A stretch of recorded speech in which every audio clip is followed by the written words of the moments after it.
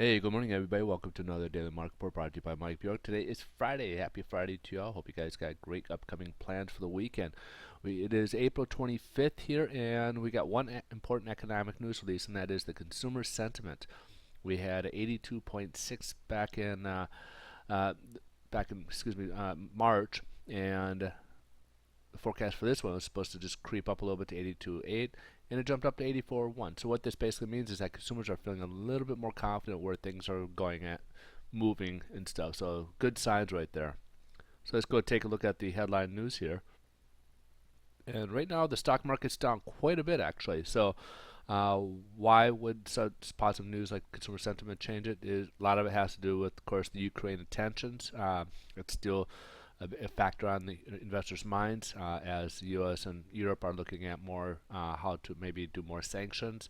Um, so that could affect overall, businesses out there.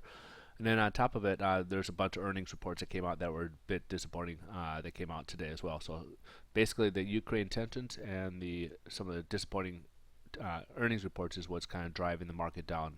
As of this morning, the Dow was actually down over 100 points this morning. So let's see how favorable this is bringing to the bond market, which is doing fantastic. We're up about another 9 basis points. We had a nice little run up yesterday, and it looks like we're up another 9. So uh, looks like we could potentially go a little bit more improvement in the interest rate, but as of right now, because it's only at 9, it's not much difference or about the same in terms of the pricing. Typically, for a change to make a price change for the better or worse, we need typically about 12 basis points. So we're on the verge of maybe seeing some improvement. We could stick in this range here. Again, if I were a betting man, I would certainly take advantage of these rates as at some point these will be closing up. We'll probably see some worse price at some point here very, very soon. As I mentioned, we had, oops, sorry about that, folks.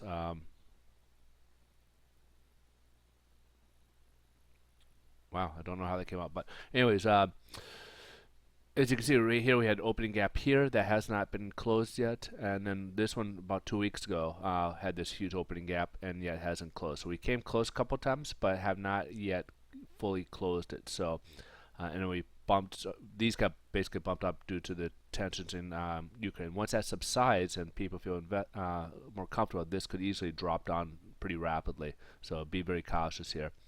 All right, folks. Thanks for watching. I hope you guys have a wonderful day. Enjoy your weekend, and we'll catch you guys on Monday. So again, thanks for watching, and see you guys on Monday.